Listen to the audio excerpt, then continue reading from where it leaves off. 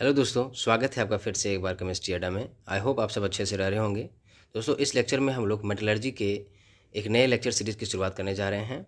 तो सबसे पहले हम लोग शुरुआत करते हैं कि ओर्स और मिनरल्स में क्या क्या डिफरेंसेस होते हैं। देन इसके बाद हम लोग अलग अलग लेक्चर्स में इसके अलग अलग टॉपिक्स को कवर करेंगे।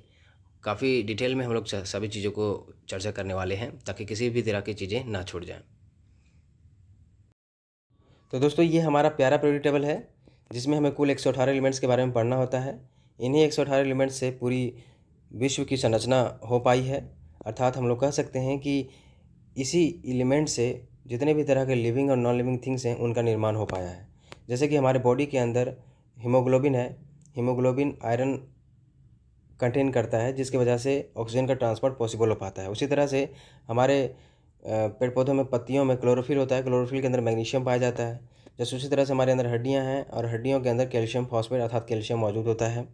जैसे उसी तरह से हमारे अंदर सेल्स हैं और सेल के अंदर और बाहर सोडियम और पोटेशियम का कंसंट्रेशन अलग अलग होने की वजह से वहाँ पे एक कंसंट्रेशन ग्रेडियंट का डेवलपमेंट होता है जिसकी वजह से आयनों का और जो सॉल्वेंट्स का मूवमेंट है सेल के अंदर और बाहर वो पॉसिबल हो पाता है। तो इनका बायोलॉजिकल और दूसरे जगहों पर बहुत बड़ा रोल है। तो हम लोग इस मेटलर्जी में क्या देखने वाले हैं कि हमारे पास जो मेटल्स हैं, जैसे कि इस पूरे पीरियोडिक टेबल में हमारे पास अलग अलग तरह के एलिमेंट्स देखने को मिलते हैं। कुछ हमारे पास मेटल्स हैं, कुछ नॉन मेटल्स हैं और कुछ मेटलॉइड्स हैं। जैसे कि ये एस ब्लॉक एलिमेंट्स हाइड्रोजन को छोड़ के बाकी सारे हमारे मेटल्स हैं। कुछ हमारे पास रेडियो एक्टिव एलिमेंट्स भी हैं। डी ब्लॉक एलिमेंट्स जनरली सारे हमारे मेटल्स होते हैं। पी ब्लॉक के एलिमेंट्स में हमें मेटल्स, नॉन मेटल्स और मेटलॉइड्स सभी तरह के एलिमेंट्स देखने को मिलते हैं। तो बेसिकली मेटलर्जी में हम लोग मेटल्स से रिलेटेड चीज़ों को डील करते हैं। अर्थात मेटलर्जी एक ऐसी प्रक्रिया है, एक ऐसा साइंस है जिसमें हम लोग मेटल्स को एक्सट्रैक्ट करने की कोशिश करते हैं उनके अलग अलग रूपों से। ये जो मेटल्स हैं हमारे अर्थ पर अलग अलग रूपों में मौजूद हो सकते हैं। तो दोस्तों, ये जो मेटल्स हमारे पास मौजूद होते हैं वो हमारे अर्थ क्रस्ट में और एटमॉस्फेयर में अलग अलग रूपों में मौजूद होते हैं। जैसे अगर जिंक की बात करें तो जिंक हमारे एटमॉस्फेयर में अलग अलग रूपों में मौजूद है, हमारे अर्थ क्रस्ट में अलग अलग रूपों में मौजूद है। जैसे कि यह जडन Cl2 के फॉर्म में भी हमें मिल सकता है, जडन I2 के भी फॉर्म में मिल सकता है, जडन CO3 के फॉर्म में मिल सकता है, जडन SO4 के फॉर्म में मिल सकता है, जडन S के फॉर्म में मिल सकता है, जडन O के फॉर्म में मिल सकता है। तो ये अलग अलग इसके चेहरे हैं जो वो कंबाइंड स्टेट में हमें मिलता है। कुछ ऐसे भी मेटल्स हैं दोस्तों हमारे आसपास जिनकी रिएक्टिविटी काफ़ी कम होती है। आप अगर केमिकल रिएक्टिविटी सीरीज़ देखेंगे तो सबसे नीचे में आपको गोल्ड, सिल्वर, प्लेटिनम इस तरह के मेटल आपको देखने को मिलेंगे जिनकी रिएक्टिविटी बहुत ही शून्य है, बहुत ही ना के बराबर है। इसी वजह से ये किसी दूसरे से रिएक्ट करना पसंद नहीं करते हैं और हमारे एटमॉस्फेयर में ये मुक्त अवस्था में पाए जाते हैं। अर्थात इनका फ्री एग्जिस्टेंस है। ये आप इनको मेटल को इस तरह के मेटल को एक्सट्रैक्ट कर सकते हैं। गोल्ड, प्लेटिनम, सिल्वर ये हमारे ऐसे मेटल्स हैं जो फ्री स्टेट में मौजूद होते हैं, जिनका किसी के साथ रिएक्शन नहीं हो पाता क्योंकि इनकी रिएक्टिविटी काफ़ी ज़्यादा होती है। लेकिन दूसरे जो एलिमेंट्स हैं, जैसे कि हमने जिंक की बात की, तो इनका फ्री एग्जिस्टेंस पॉसिबल नहीं हो पाता क्योंकि इनकी रिएक्टिविटी काफ़ी हाई होती है और इसलिए ये दूसरे तरह के एलिमेंट से कंबाइन होकर के अलग अलग चेहरों पे अलग अलग रूपों में मौजूद होते हैं हमारे अर्थ क्रस्ट में और हमारे एटमॉस्फेयर में। तो इन्हीं तरह के जो हमारे पास चीज़ें मौजूद हैं, जड़न एस, जड़न वो, जड़न SO4, जड़न CO3, जड़न I2, जड़न Cl2, जड़न Br2, इस तरह के जो हमारे पास सब्सटेंसेस मौजूद हैं इन्हें हम लोग मिनरल्स कहते हैं। तो मिनरल्स में जनरली एक मेटल का होना काफ़ी ज़्यादा आवश्यक है, बहुत ही ज़्यादा इंपॉर्टेंट है। बात है कि मिनरल्स के भीतर लगभग एटलीस्ट आपको एक मेटल देखने को मिलेगा। लेकिन दोस्तों, सवाल यहाँ पे ये उठता है कि क्या ये जो हमारे सब्सटेंसेस हैं, मिनरल्स हैं, इनसे जिंक निकालना कितना इजी हो सकता है? हम जिंक सल्फाइड से जिंक निकाल पाएंगे कि नहीं निकाल पाएंगे? कितने अच्छे से निकाल पाएंगे? फ़ायदा होगा या नुकसान होगा? अब इस चीज़ को हमें समझना है। और इन सारे अलग अलग रूपों से अगर जिस रूप से हमें जिंक निकालना आसान हो जाएगा, जिसमें हमें फ़ायदा होगा, उस रूप को हम और कह देते हैं। तो जिंक के अलग अलग मिनरल्स पॉसिबल हो सकते हैं, लेकिन उन मिनरल्स में से जिंक जिससे निकालना आसान होगा उसे हम लोग और कह देते हैं। तो ये हमारे कुछ ओर्स हैं, अलग अलग तरह के मेटल्स जिनमें मौजूद है। जैसे कि PbS हमारे पास गैलेना है, हेमेटाइट है, मैग्नीसाइट है, लिमोनाइट है, पायराइट है। ये अलग अलग तरह के हमारे पास ओर्स हैं जिनसे मेटल्स को निकालना काफ़ी इकोनॉमिकल, काफ़ी कन्वीनियंट और काफ़ी साइंटिफिक अप्रोच हमारे पास देखने को मिलता है। लेकिन जैसा कि अभी हम लोगों ने देखा कि जिंक के अलग अलग चेहरे हैं, अलग अलग वो कंबाइंड फॉर्म में दूसरे मेटल्स के साथ में, एलिमेंट्स के साथ में रहता है। जैसे कि ZnCl2 के रूप में ये मिल सकता है, ZnI2, ZnSO4, ZnO, ZnS, ZnCO3।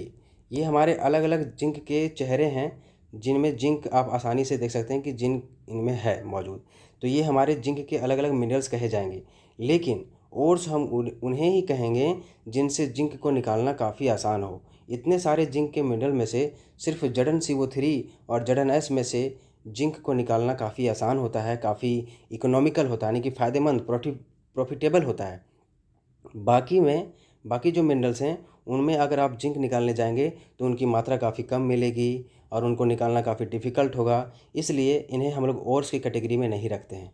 सिर्फ हमारे पास जिंक के ये 2 ओर्स हैं, और भी और हो सकते हैं, लेकिन मेनली हमें ZnCO3 और ZnS 2 ऐसे मिनरल्स हैं जिंक के जिनसे जिंक का निकालना काफ़ी ईजी होता है, काफ़ी प्रॉफिटेबल होता है। इसलिए इन दोनों को हम लोग जिंक का ओर्स भी कहते हैं। साथ ही साथ ये जिंक के मिनरल्स भी हैं। तो इससे हम एक बात और सीख लिए कि जितने भी तरह के मिनरल्स होते हैं वो ज़रूरी नहीं कि ओर्स हो जाएं।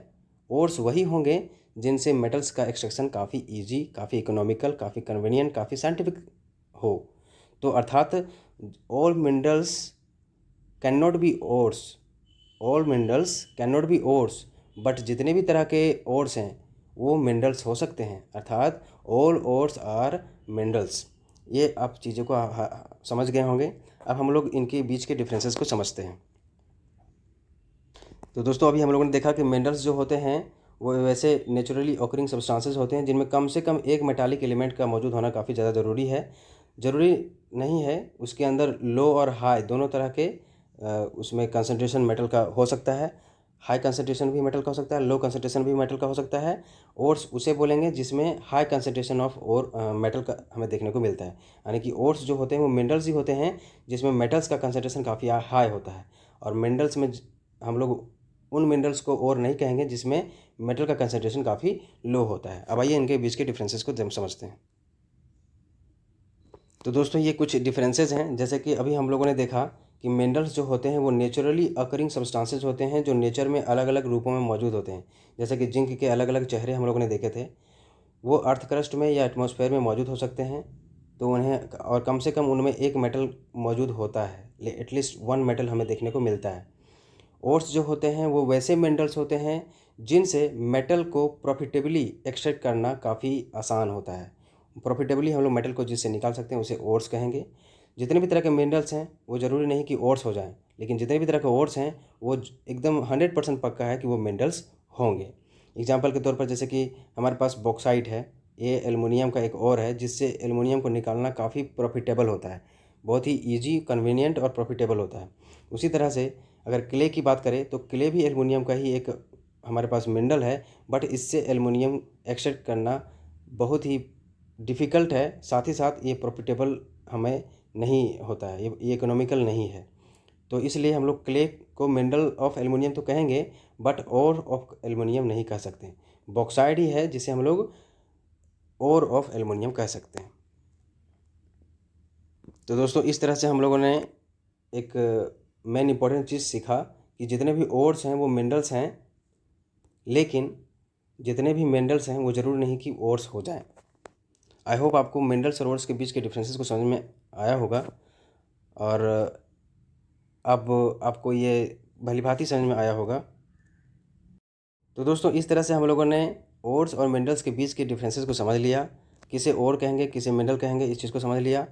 नेक्स्ट लेक्चर में दोस्तों हम लोग टाइप्स ऑफ ओर्स के बारे में पढ़ेंगे। अलग अलग तरह के ओर्स होंगे, उनके एग्जाम्पल्स हम लोग सीखेंगे। एग्जाम पॉइंट ऑफ व्यू से काफ़ी ज़्यादा ज़रूरी भी है, तो इसे आसानी से हम लोग सीखने की कोशिश करेंगे। आई होप आपको यह वीडियो अच्छा लगा हो। Thank you for watching.